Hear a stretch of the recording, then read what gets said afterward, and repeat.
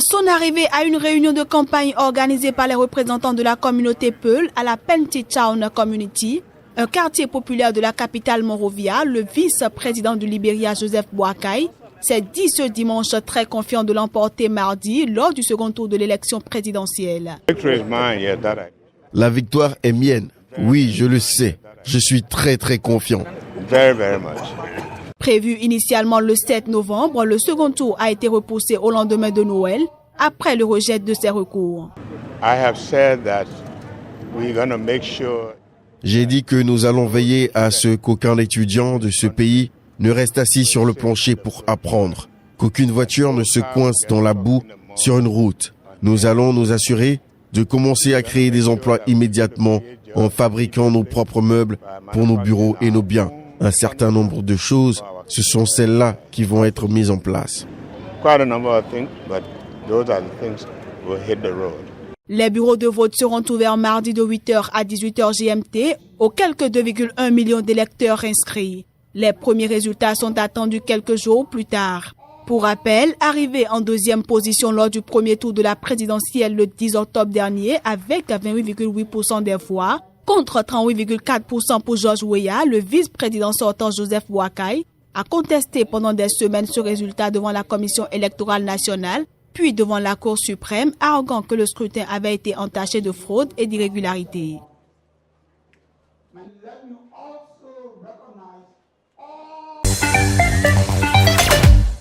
Il est 12h23 quand l'avion présidentiel de la République du Mali, transportant l'ancien président Amadou Toumani Touré et sa famille, se posait sur le tarmac de l'aéroport international Modibo Keïta ce dimanche 24 décembre. Après 5 ans, 8 mois et 6 jours passés loin de son pays, le président Amadou Toumani Touré a été accueilli dans une émotion totale. Amis, anciens collaborateurs, sympathisants et le peuple malien étaient là pour dire Atété Bismillah ou encore bienvenue. Ce qui est important, c'est que le président Atété revienne chez lui. Il n'aurait jamais dû en partir.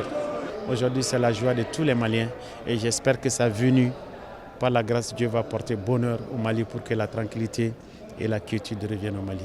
Ce retour souhaité par les sympathisants de l'homme qui n'ont cessé de multiplier les appels au président de la République Ibrahim Boubacar Keïta, finalement entendu, s'est fait sans condition. Mais quelles conditions je vais donner? Je n'ai pas besoin de conditions pour rentrer dans mon pays. Aucune condition. Rien n'a été négocié. Le président m'a dit rentre, j'ai dit je viens. Terminé. L'exil est désormais terminé pour le général Amadou Toumani Touré et sa famille. Le chef de l'État Ibrahim Boubacar Keïta et l'ancien président Amadou Toumani Touré se sont entretenus le temps d'un déjeuner et Atété se rendra ce lundi à Mopti, sa ville natale située à 675 km de Bamako, pour saluer sa famille. Atété est désormais là, place maintenant au débat relatif à son implication dans la réconciliation au Mali. Plus que jamais, Noël et la fête de la Saint-Sylvestre sont au centre de préoccupation des habitants de la cité économique. À quelques heures des débuts de fête, les commerçants du Carrefour de Côte dans le 5e arrondissement de la ville de Douala craignent une mévente, d'autant que certains produits de consommation courante se font de plus en plus rares du fait des spéculateurs. Qui nous fait souvent la recette, aujourd'hui, il n'y a plus moyen de faire la recette au Cameroun. L'exemple est très dur. En ce moment-ci là.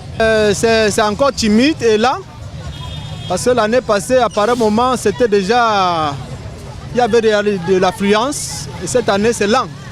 Les gens n'ont pas encore touché, je ne sais pas pourquoi. Même constat du côté des grandes surfaces. Nous sommes le 23 aujourd'hui, le marché n'a même pas encore commencé, donc on ne sait pas ce qui va arriver. C'est vraiment difficile, je comprends réellement. Par contre, il n'y a pas d'argent dehors. C'est vraiment difficile.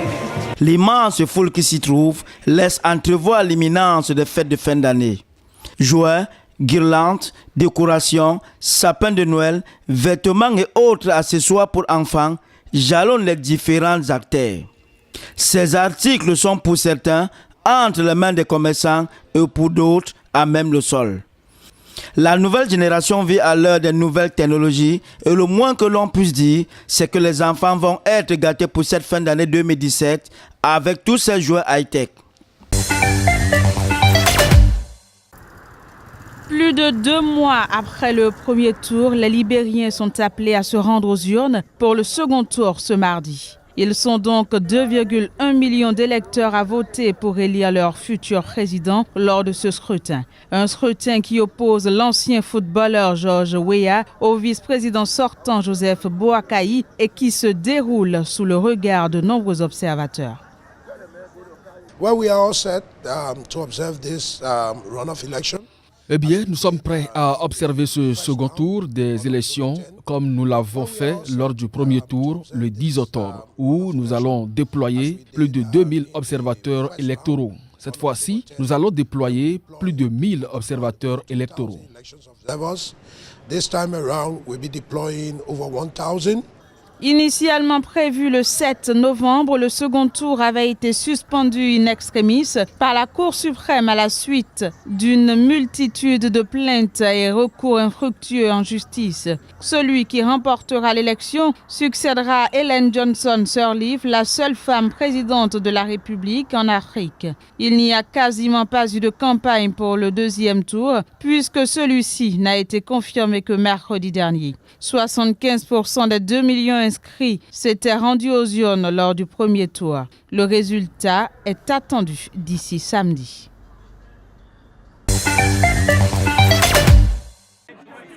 Les 2 victimes ont été tuées vendredi alors qu'elles effectuaient des prélèvements dans les galeries clandestines d'une mine de charbon désaffectée. Leurs corps ont été extraits samedi. Leur mort a suscité colère et émoi au sein de la population locale. Chaque année, 2 à 3 hommes meurent en silence dans les mêmes conditions.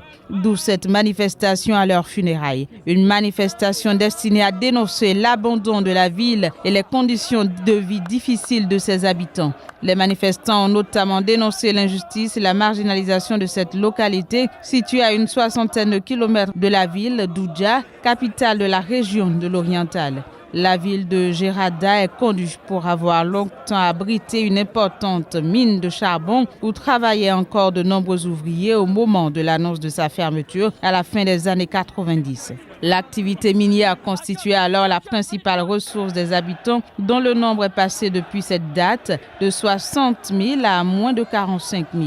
Mais malgré la fermeture de l'activité, une bonne partie des habitants de Gerada continuent d'aller récupérer du charbon dans les mines désaffectées et ce même au péril de leur vie.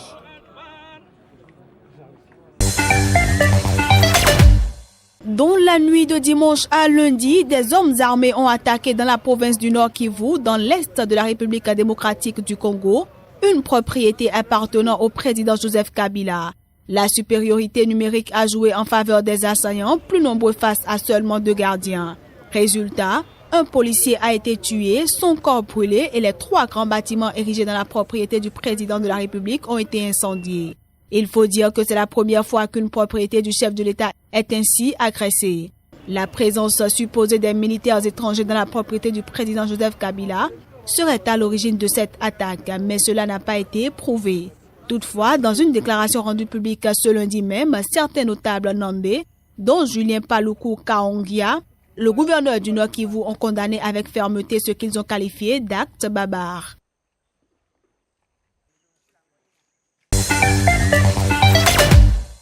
Première république d'Afrique noire fondée en 1822 sous l'impulsion des États-Unis pour des esclaves noirs affranchis.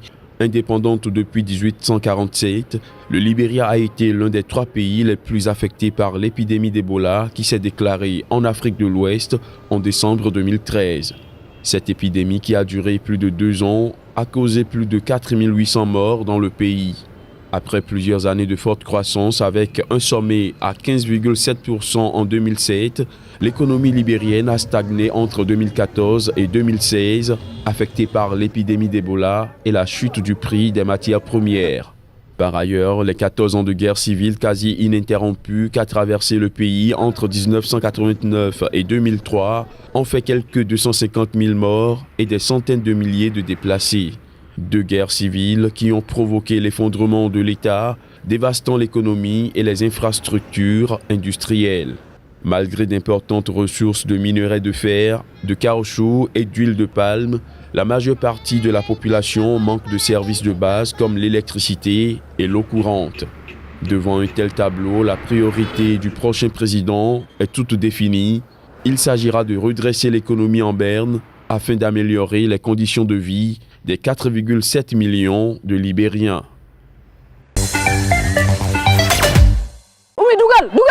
Lève-toi, garde la balle. Il est où le soutien? Assi n'a pas oublié ses racines. Cette joueuse professionnelle de rugby veut transmettre sa passion ici à Yoff, un quartier défavorisé de Dakar. Face au football et à la lutte, c'est auprès des tout-petits qu'elle veut faire exister le rugby. Elles ont envie de faire la même carrière que nous, donc c'est à nous de les pousser à fond, les sensibiliser pour qu'ils sachent que le rugby c'est un sport de combat. C'est pas facile, mais bon, la façon qu'on les entraîne, ça va les motiver et surtout, ils ont besoin de plus de motivation, donc c'est très important pour eux. Quand on joue, c'est très simple. Quand tu attaques, qu'est-ce que tu dois faire? Oumi, quand tu attaques, comment tu t'y prends? Assis pour tous ces jeunes, c'est un modèle, peut-être un peu plus pour Oumi. À 11 ans, cette petite fille est un espoir de la maison du rugby. Elle habite à quelques pas d'ici. Elle a un rêve, c'est lui de devenir joueuse professionnelle. La maison du rugby m'aide beaucoup. J'apprends plein de choses. Plus tard, j'espère devenir une grande joueuse. Ici, c'est super. Je suis avec mes amis. Regarde, Tata Assi est là. C'est mon idole. Peut-être suivra-t-elle le chemin de Basile. Lui, à 19 ans, il joue dans l'équipe nationale du Sénégal et surtout dans celle des Panthers de Yoff, la meilleure du pays. L'entraînement se fait sur la plage. À défaut de pouvoir s'entraîner sur de l'herbe, il est arrivé à la maison du rugby à l'âge de 10 ans en suivant son frère. C'est la maison du rugby qui m'a permis d'être un joueur professionnel et de jouer au niveau là où je joue en ce moment. Mon rêve, c'est d'aller jouer en France, dans un club comme Toulouse, le transmettre à mes frères qui sont là. Je veux que le rugby aussi devienne un espoir phare comme le football, le basket, la lutte. La maison du rugby, elle révèle les talents, elle les offre une structure, elle les fait sortir dans la rue. Et cela va beaucoup plus loin que le rugby. Fatou s'occupe de l'éducation dans l'établissement, une partie essentielle. Nous forgeons des hommes. Nous forgeons des hommes. Qui deviennent des internationaux ou bien qui deviennent autre chose demain. L'essentiel pour nous, c'est qu'ils puissent donc se réinsérer dans la vie, donc que ce soit sociale et professionnelle, donc dans le futur. Les cours de soutien scolaire ont ici la même importance que les sports. Et puis le rugby, c'est aussi comme la vie.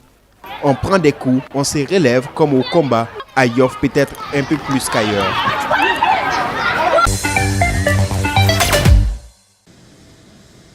C'est la première visite qu'effectue Recep Tayyip Erdogan à N'Djamena.